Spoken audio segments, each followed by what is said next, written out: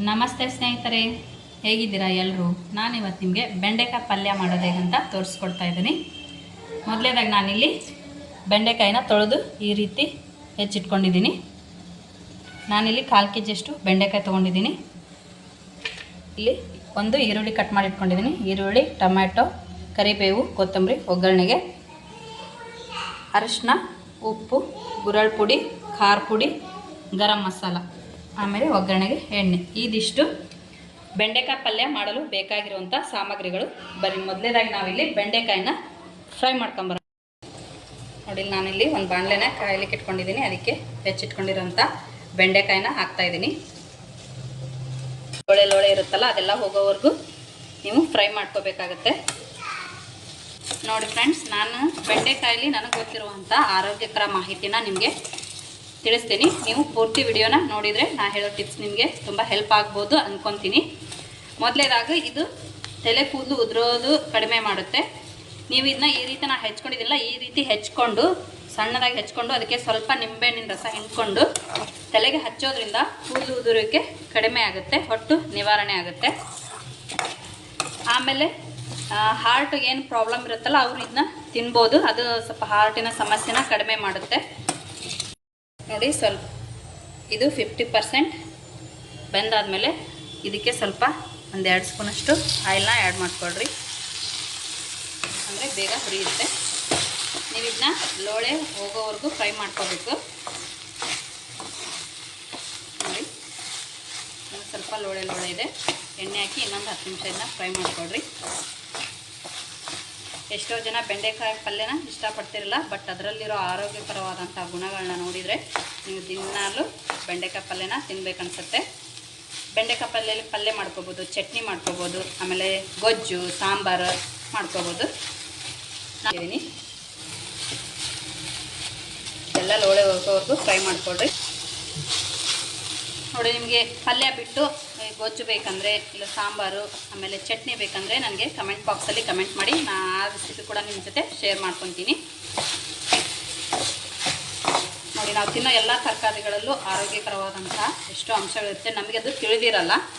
ಹೀಗಾಗಿ ಎಲ್ಲ ತರಕಾರಿನೂ ತಿನ್ನಬೇಕು.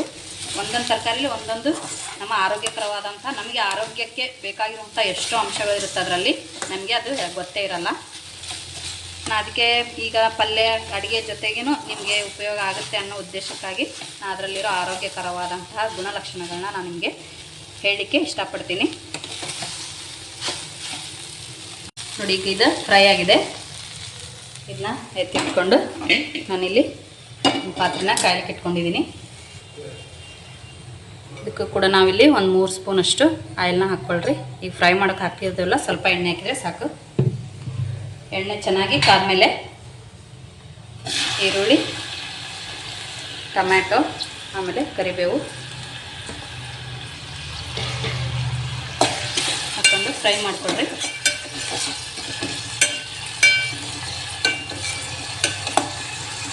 ಸ್ವಲ್ಪ ಫ್ರೈ ಆಗಲಿ.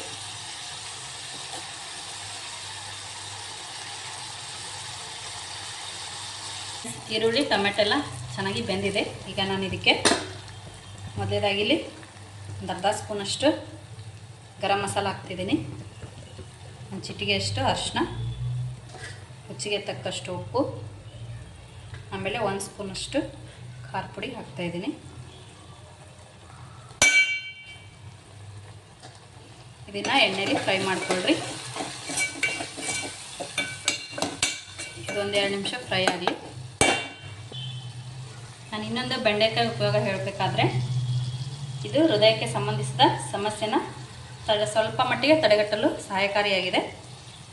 ಕ್ಯಾಲೋರೀಸ್ ಕಡಿಮೆ ಇರೋದ್ರಿಂದ ಫೈಬರ್ ಅಂಶ ಜಾಸ್ತಿ ಆಗಿರುತ್ತೆ. ಇದರಿಂದ ರಕ್ತದೊತ್ತಡ ಕಡಿಮೆಯಾಗಿ ಹೃದಯಕ್ಕೆ ರಕ್ತ ಸಂಚಲನ ಸರಿಯಾಗಿ ಆಗೋದ್ರಿಂದ ಹೃದಯಕ್ಕೆ ಆಗೋ ಸಮಸ್ಯೆಗಳನ್ನ ಇದು ಕಡಿಮೆ ಮಾಡುತ್ತೆ.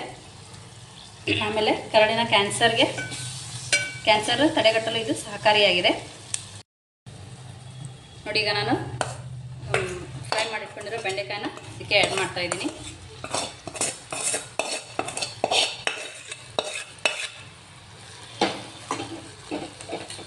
ಇದನ್ನು ಪೂರ ಒಗ್ಗರಣೆಗೆ ಮಿಕ್ಸ್ ಮಾಡ್ಕೊಳ್ರಿ.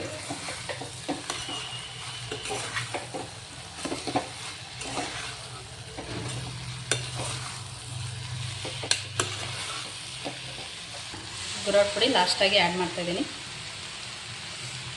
ಈ ಪಲ್ಯಗೆ ಗುರಾಳ್ ಪುಡಿ ಇದ್ರೇ ಟೇಸ್ಟ್ ಚೆನ್ನಾಗಾಗುತ್ತೆ. ಗುರಾಳ್ ಪುಡಿ ಮೇನ್ ಇದಕ್ಕೆ. ಆಮೇಲೆ ಕಡೆಯದಾಗಿ ನಾನಿಲ್ಲಿ ಕೊತ್ತಂಬರಿನ ಆ್ಯಡ್ ಮಾಡ್ತಾಯಿದ್ದೀನಿ.